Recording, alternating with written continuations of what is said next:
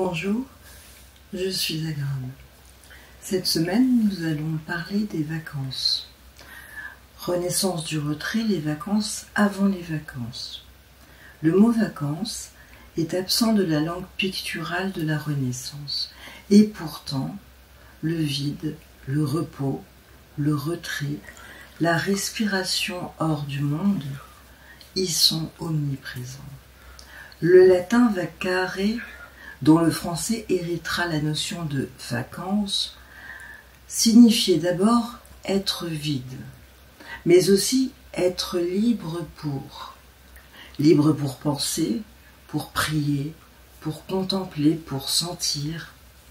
C'est cette disponibilité du corps et de l'esprit que la peinture du Quattrocento et du Seicento commence à figurer, non sous la forme du farniente, mais comme un espace à part, détaché de l'agir, où l'homme s'éprouve autrement.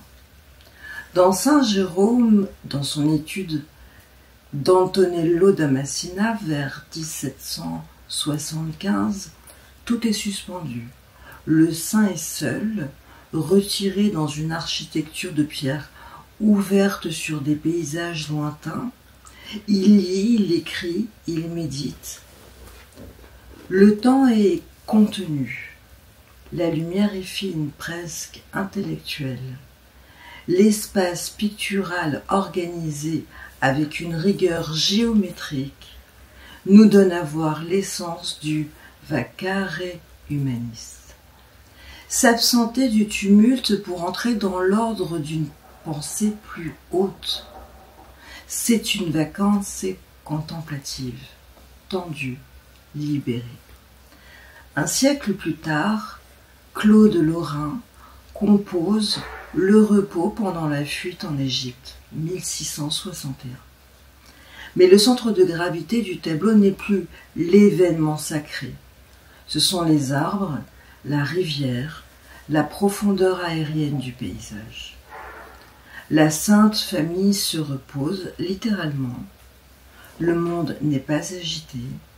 Il est traversé par une lumière lente, enveloppante.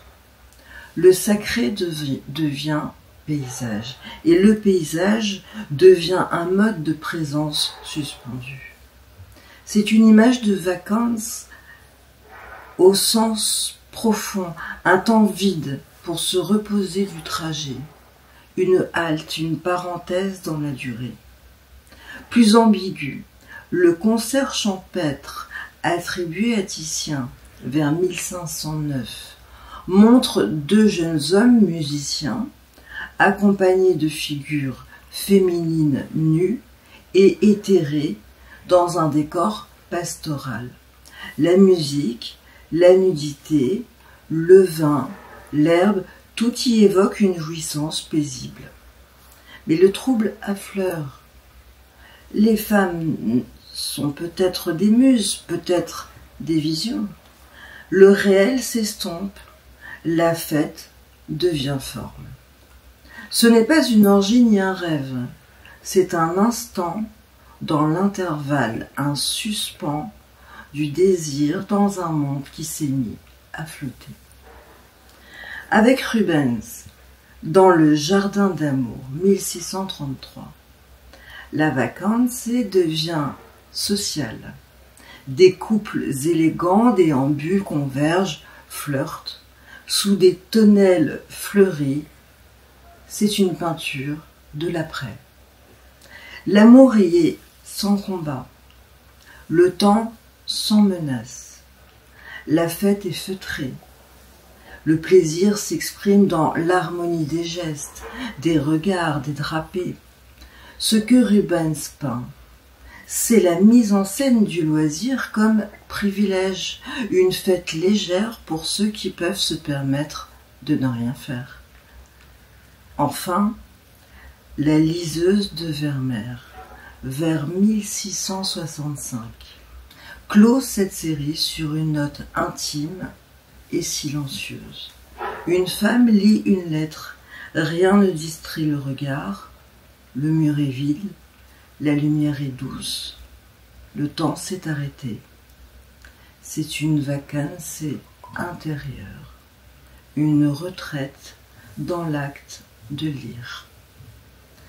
Ce que la peinture montre ici, c'est l'intensité d'un moment où rien ne se passe, sauf une présence à soi, opaque, douce, intransmissible. Ainsi, bien avant les congés payés et les transats, la peinture de la Renaissance et du baroque figurait déjà ce que le mot vacanze ne disait pas encore. Non pas l'échappée ou l'oisiveté, mais la suspension. Cette zone flottante où le monde est entre soi, où le geste se retire, où la pensée peut surgir, où la lumière parfois suffit à tout pour désormais découvrir ce mot qui est vacances. Je vous souhaite de très bonnes vacances. À la semaine prochaine et d'ici là, soyez heureux en peinture.